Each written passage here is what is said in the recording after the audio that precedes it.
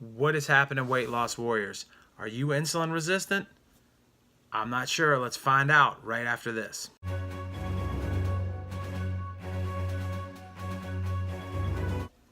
All right, weight loss warriors, what's happening? I am C-Dub, as you guys can see. Clean shaven C-Dub. So there'll be a video on that. As you guys already know, I made a bet with the wrestling team, and if they had 3 people make it to the state tournament, it would go. Well, we actually had 4 make it, but even more importantly, we had 3 regional champions. So in all the 20 years I've coached, never had that many regional champions.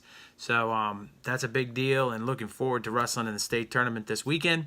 But that's not why you're here. You're here to hear about insulin and insulin resistance. So I wanted to talk to you guys about it. So your body needs insulin. It's made in your pancreas, and it goes into your cells. And basically what it does is it helps turn the cells into glucose and your food into glucose. And so when your insulin is not able to get into the cell at an efficient rate, the cell is resisting against it. The insulin's trying to go in, and the cell is resisting against that insulin. What happens to you is you develop insulin resistance. And this happens to people through the course of time, over years and years and years and years and years. And so as your insulin gets resistant, it creates more insulin to try to get into that cell because it's ultimately not being efficient in what it does. So insulin resistance is something that you can take care of most likely on your own. We'll get to some of that in a minute, but it's something that we need to be educated about, something we need to understand more of. And so that's why I decided to do this video today. So everybody needs insulin, obviously, and if you're not getting enough insulin, you're type 1 diabetic, and that's a big problem, and you have to take insulin, and we all know those drills. But type 2 diabetes is different, and insulin resistant can lead you to type 2 diabetes, and that is where people say type 2 diabetes is not reversible, but it really is reversible. Maybe in not all cases, but in most cases.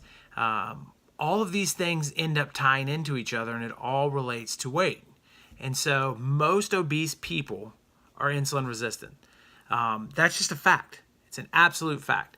And so because they're insulin resistant, it actually makes it harder for them to lose weight than it is easier. So when you see somebody that's overweight and you naturally assume, oh, well, that person 100% overeats, not necessarily true. That person could be insulin resistant. So when they eat, their insulin levels go really high because it's trying to produce more and more insulin to get into the same cells that it would as a regular person. But it's not insulin resistant. But because it can't, it produces more insulin, and that spikes it up higher. And then once it gets higher, it takes a much longer time to come all the way down. If you're eating a meal and your insulin's going to right here, and then through the next few hours goes down, you're back to burning fat. But when it comes way up high, you're not going to be able to bring that back down. You're going to eat again before it comes back down. And that is the issue. So when you have insulin up at high levels, your body is turning your food into glucose, and then it's using that for energy. So when it's high, you can't burn fat. You have to go to the energy, but it's taking longer to burn the energy and bring back down to a normal rate to turn it into fat storage mode. So if you think about it in a way, when your insulin's high, it's like Sunday trying to go to the bank. You can't get your money out, so you have your fat storage, your bank money storage. You can't get to your money on Sunday, right? I know there's ATMs, but you guys understand the point. And so if you can't go get your money, it's the same situation when you eat. It goes up, you can't burn fat now. Can't. So what you have to do is you have to figure out a way to even out your insulin levels. So why does it matter if you are insulin resistant? Well, I just explained all of that to you in the weight situation, but that's going to gain to you. You're going to start to gain more weight, and because you're now gaining weight and your weight is going up, now you're just getting more insulin resistant, which is going to eventually lead you to type 2 diabetes. So type 2 diabetes is obviously not something that we want to mess with. It also leads you to fatty livers, all kinds of other health problems. So what are some of the things that we got to watch out for when we're talking about insulin and high insulin levels and insulin resistance and all of those kind of things? What are some symptoms of this problem. If you've been diagnosed with PCOS syndrome disease, that's a key sign.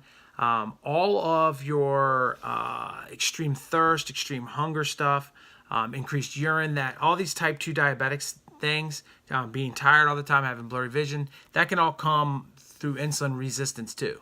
So if you know those things are going on, then you might want to get checked out. But whether you're checked out or not, the bottom line is, at the end of the day, is if you're insulin resistant, you got to be able to fix it. So one of the best ways to fix insulin resistance is by fasting.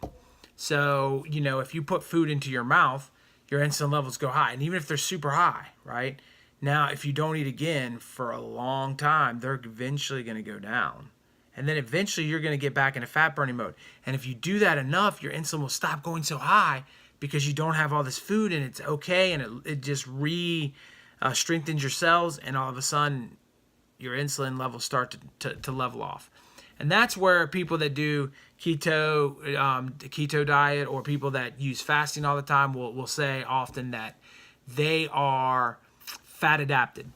And that means that even if they slipped a little bit and they ate some carbs, let's say, which are supposed to spike your insulin up high, their insulin's not going to go as high as somebody else's. So the more sugar, the more carbohydrates you put into your body, the higher your insulin resistance will eventually grow over time. You're at much higher risk when you're over 45 years old. 30% of every person that has insulin resistance turns to type 2 diabetic within 5 years. And it's completely avoidable. It's completely avoidable. So it's one of those things where you need to figure out what it is that you have it, and then you can wean it back by using a fasting protocol. You can use the ketones diet. All of those kind of things will help you with insulin resistance. But if you don't know it's there, you can't fix it. So I hope all you guys enjoyed the video. I hope you give it a thumbs up, you like it, you comment and subscribe down below. And if you do think you have insulin resistance, get up and do something about it. One of the other factors I forgot to mention that just popped in my head is, of course, a sedentary lifestyle where you're sitting all the time causes it. So if you've got a desk job like me, I have one, get up and move around, guys. Go to work early and walk on your lunch break. Get up every once in a while and just walk around. Take some laps, take a 5-minute break every hour and move yourself. And because you're moving more often, your insulin levels are going to do better. So I hope you're not insulin resistant. If you are, I hope you get up and move. I hope you start to do some fasting. Figure out a diet plan that works for you, that gets you off of there. Remember, I'm not a doctor. I'm just giving you the information that I know. If it's not 100% accurate, I apologize, but it's something you guys need to look into and figure out for yourselves.